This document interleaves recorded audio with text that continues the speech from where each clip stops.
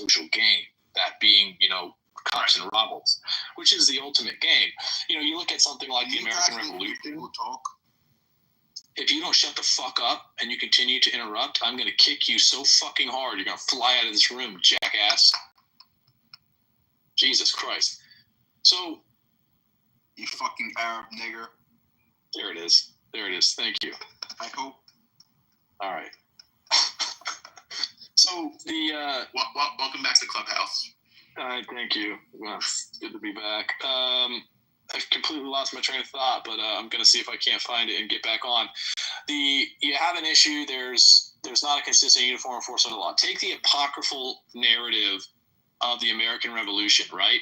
The colonists, those wealthy, well-educated individuals who ultimately come together to lead the American Revolution as we tell the story, they would not have been concerned with any kind of tariff, any kind of taxes, if they were not consistently and uniformly enforced. They would have gone along and gotten along and found their ways to make their money. The reason that it led to them revolting is because the law was consistently and uniformly enforced. The Crown was enforcing this law, and they were doing it consistently and uniformly, right? And what we're seeing now is a lot of shock contemporarily and I'm reading an article. I was reading an article earlier this morning. It's still open here. It's from Financial Times. Trump's cataclysmic damage is going way beyond tariffs, right? And it's this completely hysterical piece that's absolutely unhinged. But it was recommended by somebody who I consider to be intelligent and well-educated and prescient. And that kind of, this idea is we're shocked by the consistent and uniform enforcement of law. Which is a real, it's terrifying. The entire idea of civilization depends on the consistent and uniform enforcement of law. I agree.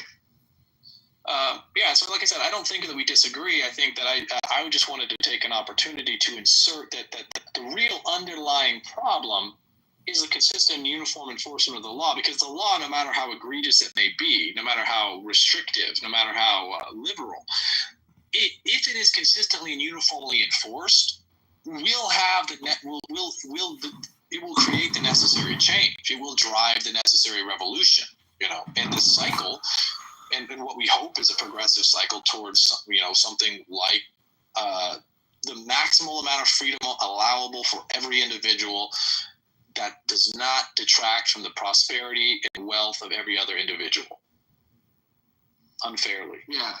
I don't disagree. Yeah.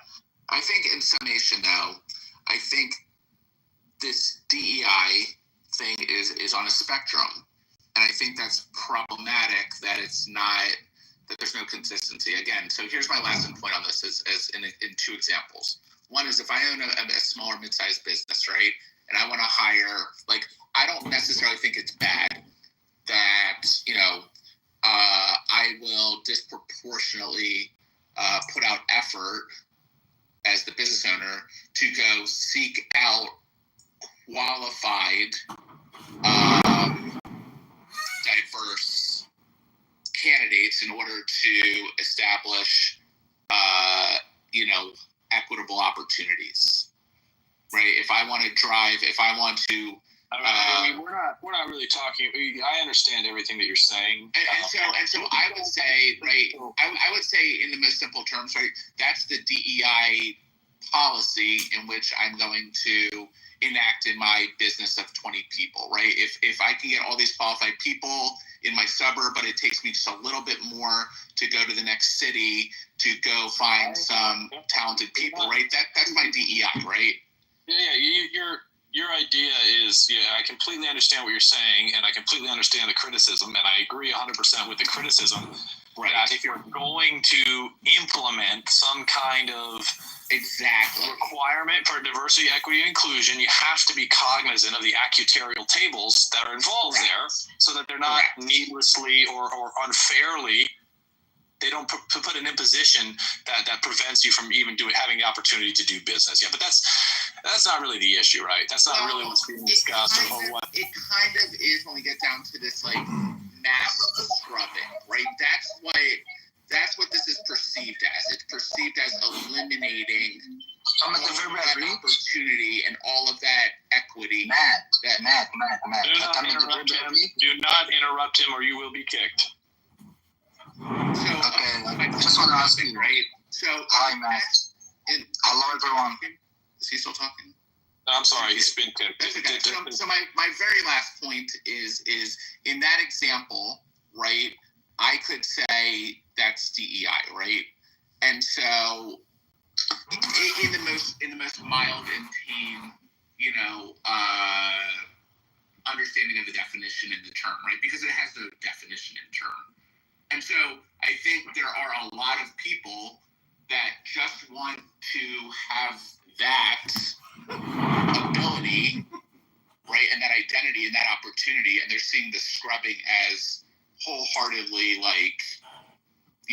denying a huge amount of people that particular effort. Does that make sense? Yeah, everything that you said makes sense to me, but I want to be clear. There's not a philosophical. There's not a realm where you can argue that we believe in liberal democracy, and a component of it is inherently diversity, equity, and inclusion initiatives. The idea that you can have a liberal democracy, but there's also a requirement that whatever governance form emerges from the liberal democratic consensus must impose requirements on each individual to force them to pursue diversity, equity, and inclusion is preposterous. That's inconsistent. Well, here's what I would say to that. I would say, in an idealistic manner, again, very strongly, idealistically, I agree with you. It's not in human nature to do so, and therefore, it's not only that. Hold on. I'm having a conversation with Matt right now. All right, Matt. So it's not only human nature inherently, and it's going to leave people behind that don't deservingly. Right? No, that's not right. That's not right. You don't get to look at liberal democracy and say that it's not liberal democracy if there is a top-down imposition of identifying minority individuals and assigning them special protected status. That's not liberal democracy. You don't get to say everybody's going to be equal under the law, but some people are going to be more equal than others. Now, look, I'm not trying to make an argument for or against liberal democracy. I'm just pointing out. Okay, I'm just wondering, where did Israel come from? Well, maybe if you stick around for more than 5 minutes, you just came into the bloody room, you'll hear something, and you'll be able to hear what Israel has to do with any of this. We are talking to one of the world's foremost, most prominent Zionist Jews, Matt, and he has something he can teach all of us about how we can celebrate and elevate the state of Israel to the power and prestige that it ought to have in this world before the second coming of Hashem. I just want to say I'm definitely a bigger Zionist than Matt, so. True. Just saying. She has personally vested her life interest in. Anyway. Well, that's a resounding endorsement for your value as a human being and your redeemability, Matt. No, but again, I think if everyone started on an equal playing field. Hold on. Matt, there's an opportunity here because you seem to be under a false impression derived from the Declaration of Independence, because there was so much, any time that you set out to write a document, a lot of people ask me, they say, Diogenes, you're so smart. They say I'm good looking too, but I mean, that's not relevant. They say, Diogenes, you're so smart. You should write a book.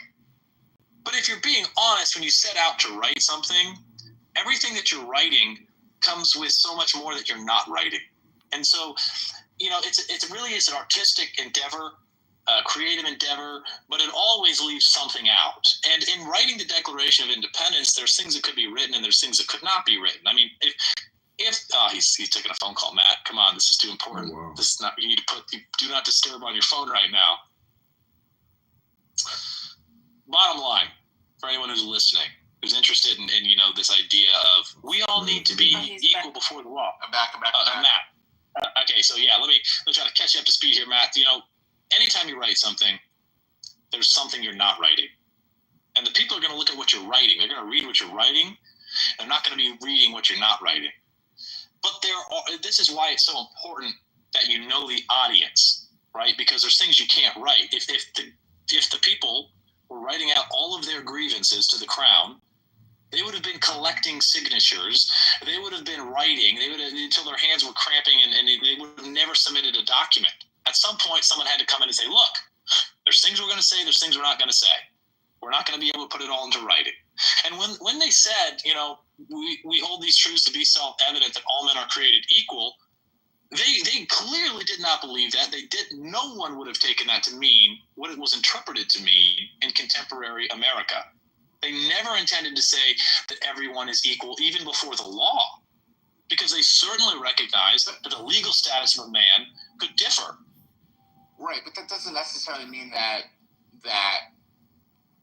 we should not try something to in the implementation, in the practicality. Are you trying to suggest that we should it sounds like you're trying to suggest that we should legislate charity. No, Exactly what he sounded like.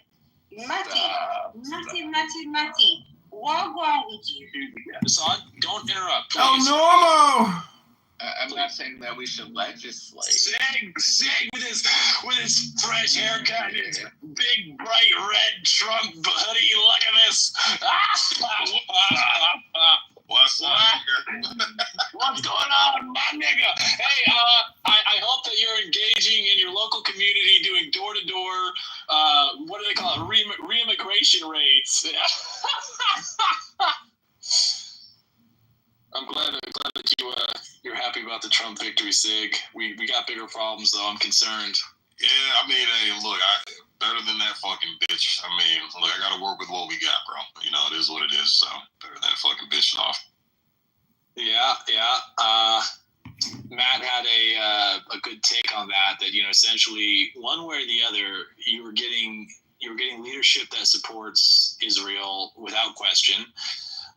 You're getting diversity, equity, and inclusion without question. And the real concern has always been, how do we engage in our local communities in a way that is going to result in consistent and uniform enforcement of law? Because I have no fear that if the law is consistently and uniformly enforced at the local level, the state level, and at the federal level, then I will have no problem in persuading the people around me to act in unison with me to improve our situation.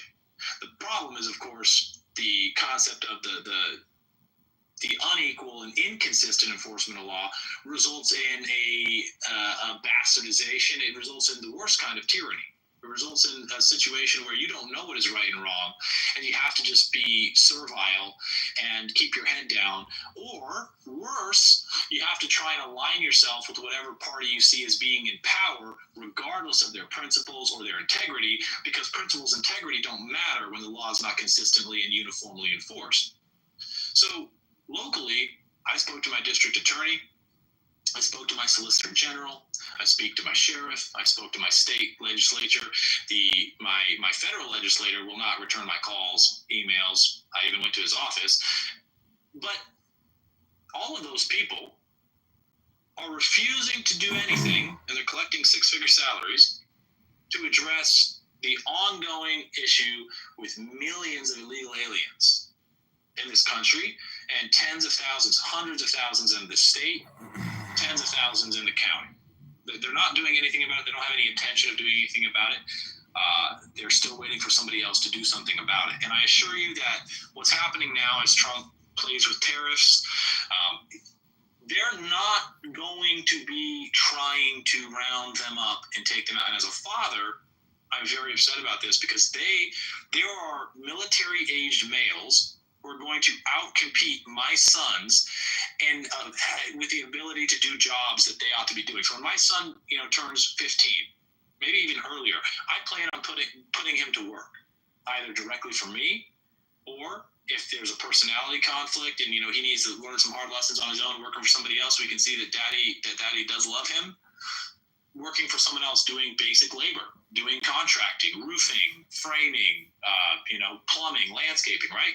But he's not going to have that opportunity unless daddy secures the border and goes to the next step, which is deporting with prejudice all of the illegal aliens who have stolen prosperity from myself and my children. Because when he goes out into that labor force, the labor force that has been endorsed and protected by Donald Trump's administration and the financial institutions, Jerome Powell said publicly, we want immigration because it suppresses wages. He's going to be turned away from having an opportunity because there's going to be people who are 30 years his senior, who have much more experience, who are going to be available and accept lower wages. And I will not rest until that is rectified. And I encourage you not to rest until that is rectified and not to get convinced it's appropriate to rest on your laurels, to sit down, have a beer, and trust that the administration and the plan is, everything's in control. Patriots are in control now.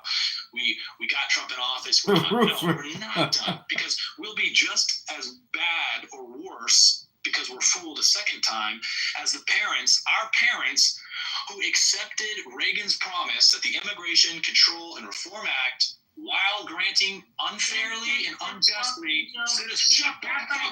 Strike number 3. Goodbye. Why don't you take the jokes? What?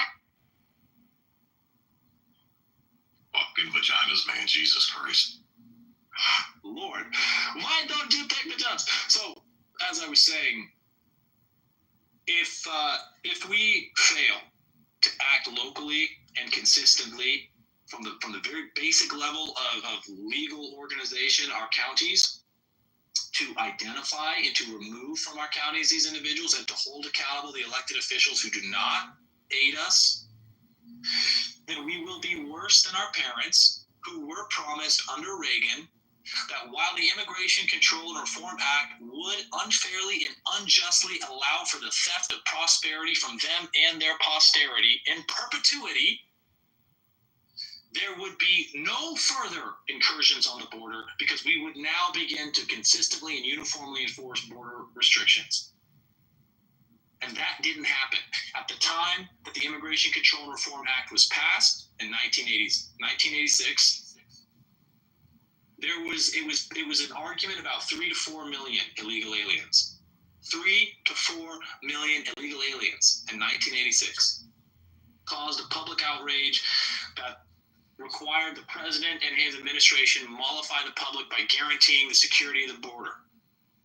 Well, now we have J.D. Vance getting into a public debate and saying that he thinks there's 25 million. And I have bad news for anyone listening who thinks that the problem is solving itself. He's not even addressing the millions, the probably tens of millions of illegal aliens who were unfairly and inappropriately assigned the status of citizen by a bastardization and a misinterpretation of the 14th Amendment. And before Trump ever got on a goddamn stage or signed an executive order telling you that the 14th Amendment was misinterpreted, I, Diogenes Spooner, told you that the 14th Amendment was being misinterpreted. And it was. And it will be litigated. Don't interrupt me. It will be litigated. But the bottom line is, if we don't act, it will not be rectified. Sure, they will secure the border. It had to be secured at some point, or the state would lose all legitimacy, period. But the real test of the administration is, will it bring to bear its authority on restoring the rights, privileges, and prosperity that follow directly from the consistent and uniform enforcement of the law, especially as it relates to the deportation of every individual who has stolen that prosperity by illegally entering and occupying this country? And the answer is no, that's not going to happen unless we act. We'll take questions, comments, concerns. So if Trump took action with, if he used the military to do the mass deportations, and they were to get out the worst offenders and all the lawbreakers, and there was the uniform enforcement of law, how do you still address the fact that the country is irrevocably financially broke? It's complete. That's a great question. Did Abby pay you to throw me that softball? Because I'm about to knock that out of the park. I'm going to hit that ball so hard, the casing is going to separate from the interior of the ball. The core is going to. Okay, listen. And I hope that I will hear this idea repeated, and I'll hear some other arrogant motherfucker take credit for the idea, because the most important thing here is the idea and the implementation of this process, and not who takes credit for it. There's bigger fish to fry that's going to feed us all for years if we enact this plan. Ultimately, a lot of attention is being given to the 14th Amendment because Donald Trump has started talking about how it's being misinterpreted to confer citizenship onto undeserving individuals, and essentially setting the precedent, establishing an incentive for people to just get across a magical line in the sand and squeeze the baby out. The 13th Amendment is what we really need to focus on to address the current occupation by these illegal aliens of the country. I would agree with everyone who looks at the state of the infrastructure in the United States of America, the deindustrialization of our country, and says that things have to change. If we are going to have sovereignty, if we're going to have prosperity, we are going to have to be able to do things for ourselves. We're not going to be able to rely on others by manipulating financial conditions infinitely. That's going to come home eventually. So we have a labor pool. We have a massive labor pool, and I think it's beyond debate that labor pool is, by and large, a massive fraction of it is illegal aliens. But the great thing about violating the law, as is clear in the 13th Amendment, is you don't have rights as a citizen. You don't have rights at all if you're an illegal alien, but to the extent that there are bleeding hearts everywhere who believe that these illegal aliens somehow ought to have rights, we all agree, and it is necessary, it is a foundational element of civilization that when you violate the law, you give up your rights.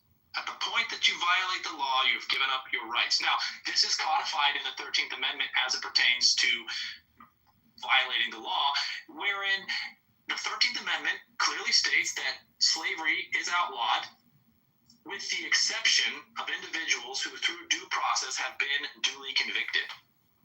Are you seeing where I'm going with this? I hope the idea is starting to emerge out of the haze of your mind, the haze that was intentionally created by people like Tom Homan and everyone in Donald Trump's administration, who has conferred repeatedly this idea that we cannot afford the economic costs to deport people who are here illegally. We as a state can't afford to consistently and uniformly enforce the law, and I won't address that is an admission of illegitimacy. I'll just focus on the idea that I hope to bring fully into your vision here, which is that ultimately the 13th Amendment says if you committed a crime, you are allowed to be enslaved by the state. So, how can we have a problem of cost when the 13th Amendment constitutionally grants the power for the states, for the counties, to duly convict criminals who illegally entered the country and to put them to work on our infrastructure, put them to work on our farms, put them to work on our buildings. But instead of the direct profit being collected by private entities who are illegally employing them, all of the benefits of that labor are now conferred directly on the county, directly on the state, directly on the nation. And best yet, a fraction of all of their work will go towards their repatriation to their home countries when we have finished with their slavery. It's never been a question of whether or not we can afford to do this. It's all about creating a smokescreen and obscuring the reality from you, which is that we need no one but ourselves to create the conditions for prosperity. Does that answer your question?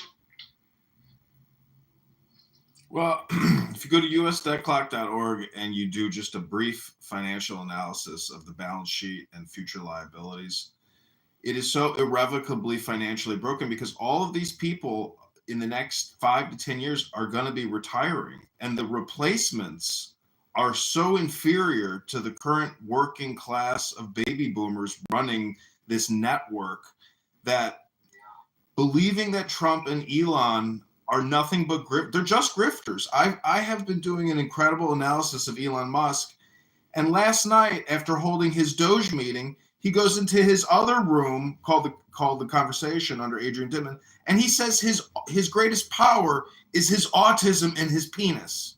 The man's fucking retarded. He's a grifter. He's a charlatan, but he's not wrong. The government, USAID, the FBI, the CIA, the NSA, every fucking agency's fucked up. Trump needs to shut the whole fucking thing down. Hold on. So let's not get too carried away. Ultimately, yeah, there isn't anyone who has been elected to any public office, well, most public offices, but certainly federal offices, who's interested in the consistent and uniform enforcement of law, because you don't take your salary for staying at home, if you don't have to. If you does that make it? I mean, you don't. Why would you do something you're not being paid to do? You're not paying them to enforce the law. When they fail to enforce the law, you don't hold them accountable. You still vote for them. You voted for Donald Trump. You voted for Biden. You voted for Bush. You voted for people who never consistently and uniformly enforced the law, and you consistently proved your willingness to accept excuses for the failure to consistently and uniformly enforce the law. Why would they start consistently and uniformly enforcing the law now? So when you see the enforcement of the law, you can't look at it as if, well, suddenly we're back, baby. Now the law is going to be consistently and uniformly enforced, because we know through repeated observation that that's not what they do. They enforce laws selectively to attain objectives that are often hidden from us. Elon Musk, Donald Trump, they're essentially puppets, but they are working to reset the financial system. I don't know if people are paying attention to the headlines that, oh, I've got to take this call. I'm sorry. You guys argue amongst yourselves. I'll be back soon.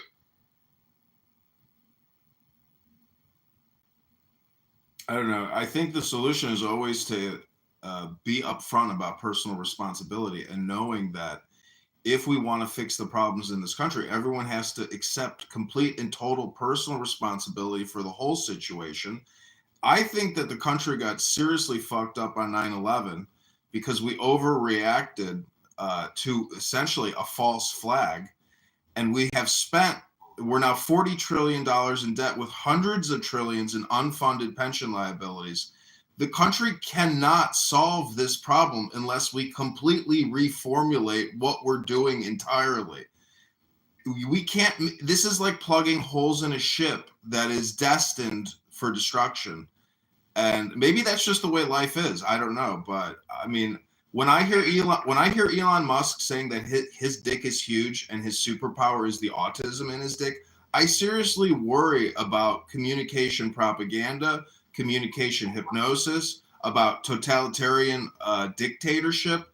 But I believe in dictatorship to a certain extent. I just don't think we're being extremist enough. I don't think we're being radical enough. I don't think we're being greedy enough. I don't think we're being patriotic enough. I think every day in every way, every fat fucking pig continues to lie and take their fucking salaries from a completely bankrupt government, from organizations that are essentially, and businesses that only exist because your government keeps giving them contracts for their products and services. There's no real competition because the government funds everything. All of life, all of reality comes out of the tit of debt, and from our government borrowing to pay Peter, to pay Paul, to pay you. The whole system is a fraud. Well, right, that's just it. There's only been a very small number of politicians, right? That's what they are, first and foremost, are willing to put greater good in front of themselves, right? And if you're going to do something that's going to be disruptive, right, you're going to lose potentially some or a significant number of your base. And no politician is willing to do that. And so here we are, we plug away, we plug holes, right? That's we do just enough to say we're doing something, but it's right, everything else is off the table.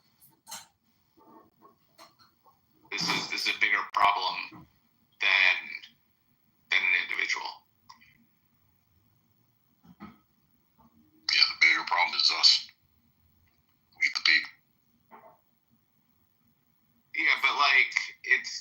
right? Because the bigger problem, like, who's gonna do it? It's our job, man. We're too fat, lazy, demoralized, dumb. But like, you don't want that job, right? Dude, it's not about if you want a job. It's No, that job. Do you want the job of like that leadership role? Like, do you want that? You're talking on a personal level, or you're talking about as far as people? Yeah, but also extrapolating like any individual. Like that's why the pool of candidates suck. The pool of candidates suck because they're nobody's smart, nobody's willing to do what needs to get done, and whoever is capable of doing that is too smart to get themselves involved in all the crap, right? The system has failed any individual that actually even has a capability or desire to do this successfully. I mean, I agree 100%. The people who are most capable of doing it, they're making way more money doing other things with a lot less headache and a lot less stress. Yeah, they're not going to step to the plate. Yeah. They're not going to step to the plate. Well, the whole system gets thrown into chaos when they stop the flow of money. That's the problem, is every second we're creating, go to usdebtclock.org and actually spend 30 minutes analyzing that site. There's so much inferences you can make. You can even throw it into ChatGPT and do cost projections and calculations. Trump doesn't want to throw the whole system into chaos, but he should and he could. If he was a true patriot, he would completely shut the spigot completely, and he would declare a national emergency and martial law, and he would even grant licenses to Americans, to veterans, to conduct their own independent immigration roundups, deportations, bounty hunter contracts, bounty hunter businesses in every sanctuary city, protected by the federal government. Yeah, sorry about that. And just real quick, because I want to jump in on what Loudon was saying, he's absolutely correct. If there was any interest in consistently and uniformly enforcing the law, especially as it pertains to immigration, that's right, there's not. But if there was, we would see things exactly like what Lao Tzu just proposed. There's so many methods, and it doesn't take any kind of special intelligence or proficiency and any discipline to arrive at numerous conclusions for how, in a very economical way, very motivated individuals can be brought to solving the problem of consistently enforcing immigration law. And I say that because I want to reiterate, and I want to be sure that we all understand, the immigration problem has not been solved until every single illegal alien who has ever entered this country has been expelled from the country, and every single bastard child who has claimed citizenship illegally has been recognized and removed from this country. And every single employer who knowingly and willfully employed illegal aliens is stripped of their capacity to ever hire again. They are required to pay remunerations to myself, every other American citizen, to our children, and how the ideas don't stop. But let's be clear.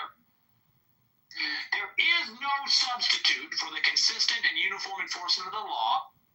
And when a crime has been committed, the ill-gotten gains of that crime must not remain with the criminal. They must be seized, and they must be restored to the public, to the individuals who had that prosperity stolen from them, that property taken from them by the criminal. But I think you're looking at a tree and not the forest, right? The same could be said about any of the largest pillars of American institutions, right? Immigration, healthcare, the economy, education, et cetera, et cetera, et cetera. The largest, the banking, right? Anything, right? Nobody is willing to put any of those things first ahead of themselves, who is in a position of power to do so.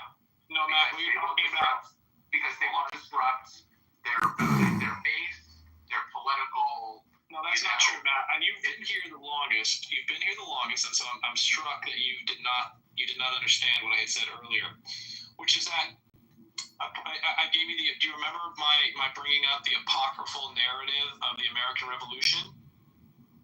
It's I understand your consternation. You know that what kind of tempest is wrought by the consistent and uniform enforcement of the law, and I propose to you with absolute certainty that when the law is consistently and uniformly enforced, that pressure causes the revolution that will result in a more beneficial outcome for everyone involved, because at least you will know where you stand, and even if you stand on the wrong side of history, you will stand there with integrity and principle, because the crucible has burned up all of the waste, all of the fraud, and now we clearly see who our friends and enemies are.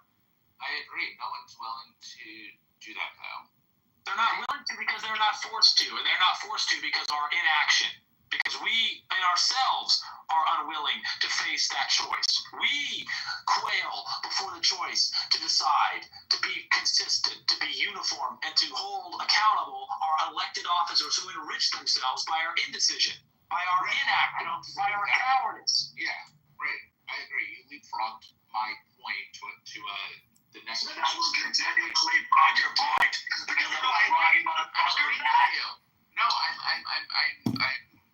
proud that you did that. I think that was a good leap. You took it to the next level, and I agree with you there. We're gonna go all the way. Right. Sure. So we need to be involved directly, politically, constantly. Tonight I'm going to a little get together. I have supposed to be veterans get together. Where's my plane ticket? Send it directly to me, or you can send it through an intermediary if you don't feel safe. I wouldn't want Joe to be upset when he sees the credit card transaction. Going to a little get together, okay? And there's going to be veterans there. It's a veteran focused get together. Where are we going? We're going to talk with some veterans, and we're going to try and bite our tongue. We're going to try and bite our tongue because the issue is that you've got these people flying these flags that say "Don't tread on me," who regularly stand by and watch others tread on, and cower before the power of the federal government's. What is the word I'm looking for? The government's unequal and inconsistent enforcement of the law. There's selective enforcement of the law, right? And there could be no greater harm to the rule of law than its selective enforcement. And this is a fact that seems lost on the public at large. But it must be reiterated that the law is not legitimate when it is only selectively enforced. You want to talk about egregious, tyrannical, unjust and unfair government acts. You want to talk about, all of the things that the blacks, the women, the minorities act like are being visited on them. There could be no greater crime than for the public enforcement of law to be selective and unequal and inconsistent. Because I assure each and every one of you who thinks, well, what would happen? The fact that you haven't even considered what would happen if the law was consistently and uniformly enforced to the letter tells you everything you need to know. When everything else you've tried has failed, the thing you haven't tried is the solution. And the thing we haven't tried is to demand all of these ridiculous pieces of legislation that absolutely conflict with one another in so many ways be enforced so that we can stand back and watch the system crash. It is perfectly analogous to programming, where as a program develops and more code is added to the program, it becomes excessively large, it becomes cumbersome, it is no longer efficient, it requires greater and greater processing power to operate it, to actually run the program for the desired outcome. Based on And at some point, it starts to crash. There's no coming back. At first it crashes every once in a while because code sections are demanding resources that cannot be shared. They cannot be reallocated. They cannot solve the conflict. And eventually the program becomes unusable. And so when you force the government at every level to enforce each and every piece of its ridiculous legislation, it will finally be forced into conflict with itself, and it will crash. And we will be there to pick up the pieces to make the new laws that might seem best for us and our prosperity and our posterity. And this is the only way forward. It'll never It happen. requires action. It'll never happen. I'm going to kick you the next time you say that, and I will never allow you to speak again until you publicly apologize for making such ridiculous claims that it will never happen. It will never happen as long as people believe someone else is going to solve the problem. As long as people believe that the election of Donald Trump signals the beginning of the restitution of democracy, it will never happen. As long as people look outside of themselves for salvation, it will never happen. But we will not look for salvation outside of ourselves. We will look inside of ourselves and inside of our communities and inside of our families, and we will find the strength there to demand integrity and principle from our elected representatives, and we will hold them accountable. We will call our sheriff. We will call our district attorney. We will call every single person who claims to represent us at every level and demand results. And when we do that, we will have results. I don't want to hear any of this black pill nihilistic bullshit. Let me ask you a question. Why do you believe it'll happen based on historical, evidence? I couldn't For all this time, why do you believe it'll happen? What's different now? because I'm awake and I'm acting. Good morning. Can I just say that I fear that Donald Trump is actually not aggressive enough, not dynamic enough, that Stephen Miller and other individuals won't be selfish enough for America, greedy enough for America, patriotic enough for America?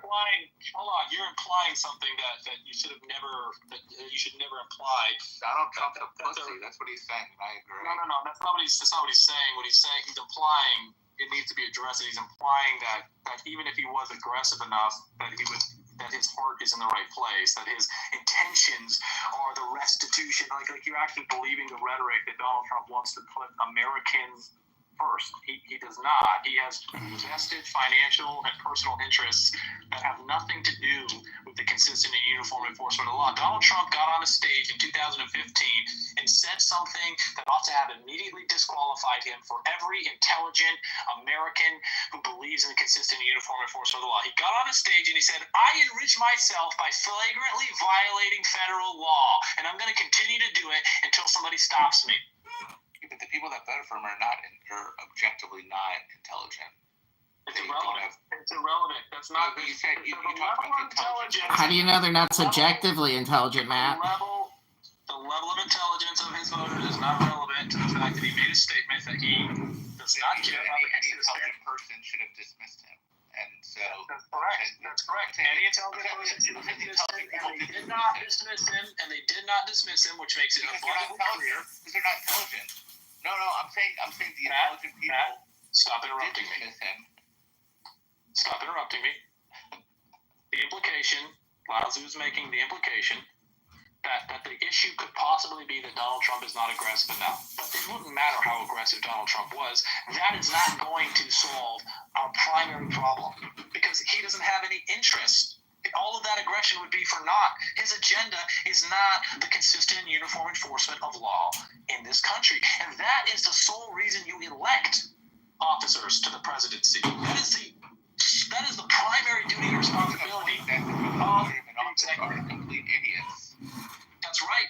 They are complete idiots. And so unless we act locally, unless we get out and act, because we are not idiots. We are geniuses. We are five-head, 150 IQ, woke motherfuckers who understand what is right and wrong. We understand principle. We understand truth. And we understand why civilization depends on consistent and uniform enforcement of law, and all else is fraud, deception, and grift. Hi, I'd like to interrupt Matt, and I would like to offer anyone in this room a free pocket-sized Constitution and a 357 Magnum and 10 rounds. I will personally ship it to you. Just hit me up in the DMs. It's called the Constitution Keepers. It's a new organization I started. You're going to jail, buddy! Yeah, guys, hit him up. He's going to send you to federal pound-in-the-ass prison for several years. Great idea, guys. Just DM him your address, your legal name, and a picture. So the point is, you keep saying enforcement of laws. The point is, we have too many laws. It's insane. But again, I can't urge. Everybody has to go to us.clock.org and see that there are 226 trillion in unfunded liabilities. That's 700,000 for you individually. You're already beyond bankrupt, and you don't know it. We just don't feel it yet because this empire is that big. But I don't know. Maybe we just keep kicking the can down the road. Then why do we care? Because Trump and Elon Musk say this is the moment. This is the only window we have to stop pussies like you and all the LGBTQ and all the trans and all the schwartz and all the cocksucking motherfuckers that ruin everything because they're fucking ignorant fucks. Their culture sucks. The country sucks. If Trump was a real leader, he would recall the whole military today and take the fucking country over, state by state, arrest by arrest, and do it from a fucking war bunker. That's what I hope it comes to. I hope there's nuclear war. I hope Trump takes back America. I hope the whole fucking scam stops today, but it won't. I mean that from the bottom of my heart. Yeah. I mean, I don't see. Yeah. Listen, Matt, do you know businesses in my neighborhood get taken over every night, broken into? The police don't run stings, operations, and executions. There's no capital punishment in this country. We're completely bankrupt. The whole system's fucked up. You just don't know it yet. Hold on. Loud. Give me one moment, because he asked a question, and I want to clarify that you did provide him an answer, lest he run away from this, believing that he was never satisfactorily answered. He asked, why does it matter? He's making the point that there's good evidence that this country is essentially bankrupt. And if you think that participating in this country, being a citizen of this country, having a primary allegiance and loyalty to this country is somehow consistent with not being concerned about the economic status, the fact that we are in essence in a default. And let me clarify that we are in fact in a state of default. And they're not going to run to the presses with this information, but they have quietly, for those that pay attention, for those that are in the know, for those that have assets to protect, release the relevant information about the financial status of this country. Ultimately, the Federal Reserve is required by law to remit revenues to the Treasury, which is to say that where the Federal Reserve has its power to purchase things on the open market, things like mortgage-backed securities, treasuries, it buys treasuries, that's right. The purchase of a treasury is a net revenue-generating event because it is a promise by the government to receive your investment plus a percentage after a given period of time has elapsed. Many people don't know this, but the Treasury has agreed the Federal Reserve has agreed to buy treasuries. And then, when the government is not able to pay, to forego requiring the payment thereof. Do you know what that's called, ladies and gentlemen? That is a fucking bankruptcy. That is a default. That is a failure to pay your obligations. So you have a central bank that is printing money out of thin air with no backing to buy treasuries, thereby sending the funny money directly to the Treasury to spend that doesn't really exist and is not backed by anything. And even the free money they're getting from the Federal Reserve cannot induce enough tax receipts or enough investment in the country from other currencies to result in a net revenue that could allow them to pay off their debt to the Treasury or the Federal Reserve. So the Federal Reserve has agreed we're not going to call their debt. Doesn't make us solvent. The fucking country is bankrupt. They use the excuse of COVID to say that banks are no longer going to be required to have any kind of reserves. Banks, as of this time, when we've, I guess, kind of generally agreed that COVID is no longer a novel, unique pandemic that is ravaging our populations, there still has been no return to the normalcy of a required reserve for the banks. Look it up. Go Google it right now. What are the reserve requirements for banks in the United States? Zero! A big fucking zero! That's how much they're supposed to collateralize all of the debt that they've issued and continue to issue. We are bankrupt. The debt clock is a fucking joke. It's a shit show. I wouldn't recommend anybody go to the debt clock to get any meaningful information. So much of that is just purely speculative.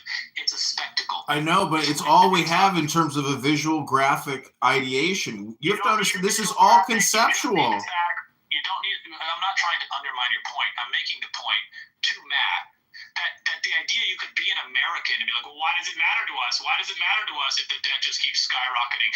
Every fact, the idea that it's $32 trillion is an indictment of our inaction, our unwillingness to act. Like, how big does that number need to be before you act, Matt? You're admitting it doesn't matter. To you, the number could be anything. The number's was already too big for me. It was too big for me when the monetary power was stripped from the people and awarded to a quasi-public, quasi-private organization who prints money based on nothing. And that's it. I'm done. That's where I leave it, and that's where I disavow. I will have nothing to do with it. So your question was answered, Matt. He answered your question. That's why it matters, and it absolutely matters. The point is, we are all we got sold out. Matt, I hate to interrupt you, but for 20 years, we have gotten sold out to the point that everyone owes $700,000, and it's only going up. That means there is no future retirement. That means all the pensions, all the mutual funds, all the stocks, everything you own is essentially worth nothing. Hold on, pause. Everything, right, so hold on. You're conflating a lot of ideas right here. The idea that there's not retirement because there is a debt ascribed to your numerical value as a member of the population is not true. They're going to let everyone retire. What we're talking about is at what cost and at what decline in prosperity and what standard of living are you able to retire? What is the actual value that ought to be ascribed to you as an inheritor of the sacrifices of the original founding stock of this country and the agreements that were made, the social contract, if it was kept? But at what point is this just principle and ideology versus like meaningful? The entire concept of civilization rests on principle and ideological basis. You don't get to say, oh, well, there's something else that the foundation of civilization is the agreement. What are the agreements upon which rest our cooperation? Full stop. That agreement that we're causing our children to become involved in, that we're involved in, without fully understanding the parameters of, is now ruthlessly exploiting us and attempting to replace us with an immigrant population that will allow itself to be thusly, ruthlessly exploited. The first and foremost concern of each and every American citizen must be the consistent and uniform enforcement of law. That is the starting point. Anyone who is not doing everything, making every effort to consistently and uniformly enforce the law is ineligible, and in fact, I would argue, treasonous. You have to get involved in your community. You have to call your sheriff. You have to call your congresspeople. There's so many people who are collecting money from you. You pay taxes. And these people claim to represent you, but they couldn't be further from representing you. They hold you in contempt because you never hold them accountable.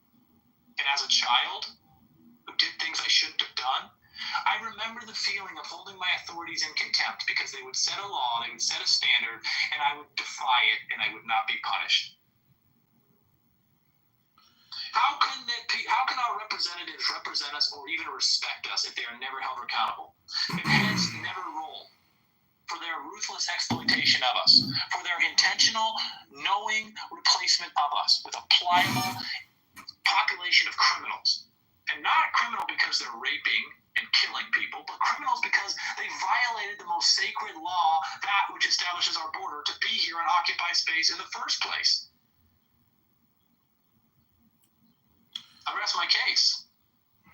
So what? Unless you guys, go ahead.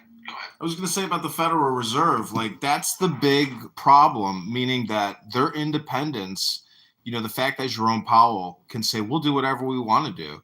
Then he'll say, but then he'll flip-flop and say, we'll do whatever Congress wants us to do.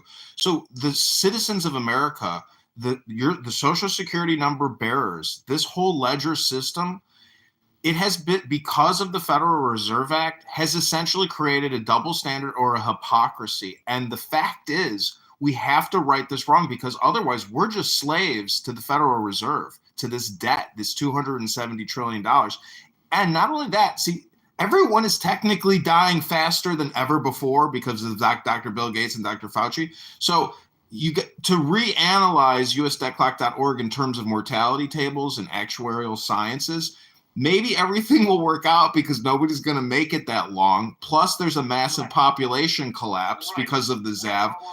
Now, look, there's a massive population that's being brought in that doesn't feel like it's owed anything, who was never part of the original social contract that would probably result in the kind of outrage and revolution that would cause accountability and heads to roll from the people who are managing those tables and the exploitation of the population. Those people who are profligately spending and laundering that money, right? Those people, yeah, they're going to get away with it if you don't do something, because you will die from old age, from obesity. You are the least healthy population on the planet. But let's not lose sight of what the primary responsibility of those people who are hearing my voice is. It is to recognize that Donald Trump, Scott Besson, Tom Homan, J.D. Vance, Tulsi Gabbard, Robert F. Kennedy Jr., none of these characters, none of these people are going to do anything that you do not force them to do, but becoming active in your community and developing the necessary causal chain that starts in your community, in your county right now, and you need to fucking get involved.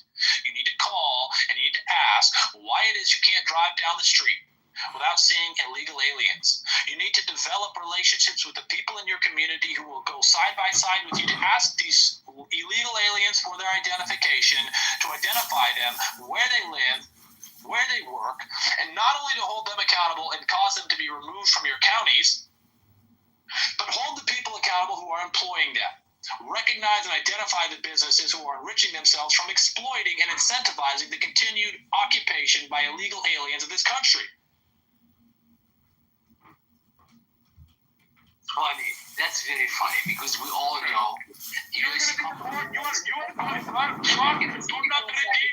going to be deported. I can hear you are spiritually brown.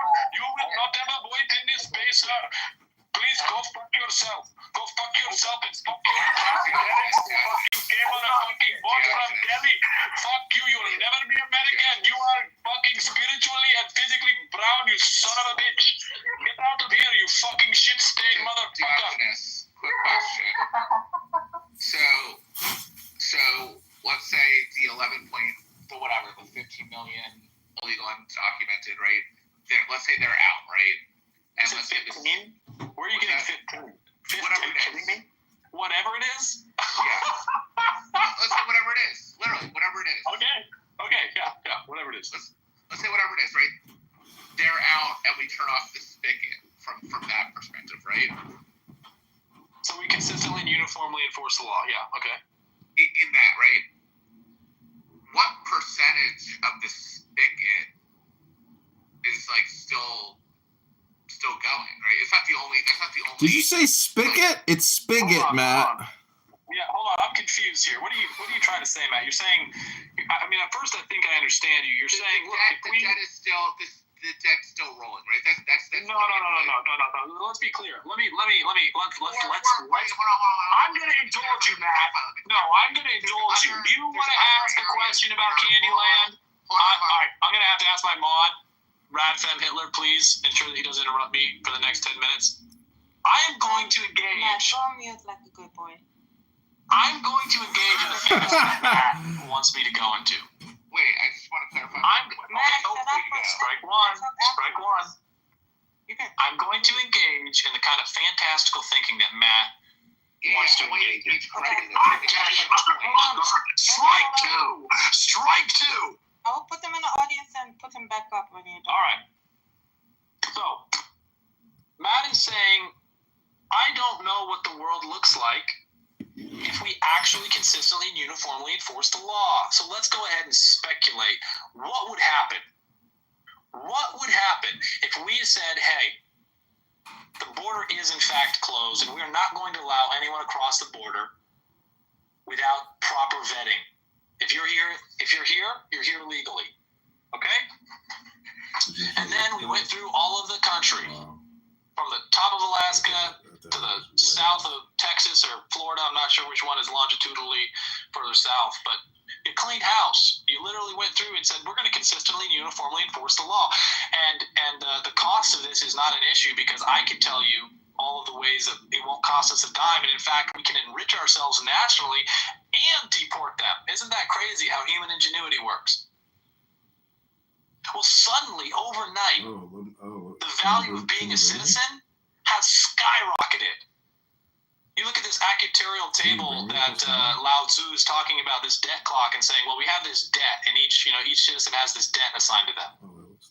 Well, if you go through and remove all of the people who are not citizens, who are acquiring benefits from occupying space, who are competing with you for housing, competing with you for the products that are being sold at incredibly, insanely marked up prices, that have such a maligned, disrupted perception of value that they're being shipped in from foreign countries when they could be grown in your backyard, your value as a citizen immediately skyrockets. Suddenly the government has to care about you.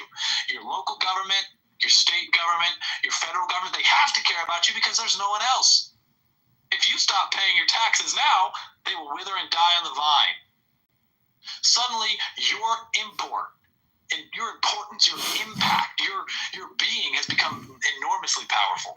Now companies that want to earn revenue from turning commodities into useful products or services can no longer rely on exploiting cheap foreign labor. Now they have to appeal directly to you and offer you a solution. They have to come to you at terms that you will agree to, because they can't undermine you with practically illiterate, non-English speaking individuals who were purposefully bussed into your cities by the governors who claim to be defending the law that they swore an oath to uphold and defend. What happens if we go and clean house and we take all the people who violated the law to be here? We would approach a glorious, prosperous, beautiful future. And that's a guarantee. That is an absolute goddamn guarantee that you can take to the bank. And you'll have a bank that'll have real assets, real commodity-backed money, when you disallow the exploitation of immigrant populations, when you consistently and uniformly enforce the law. And when you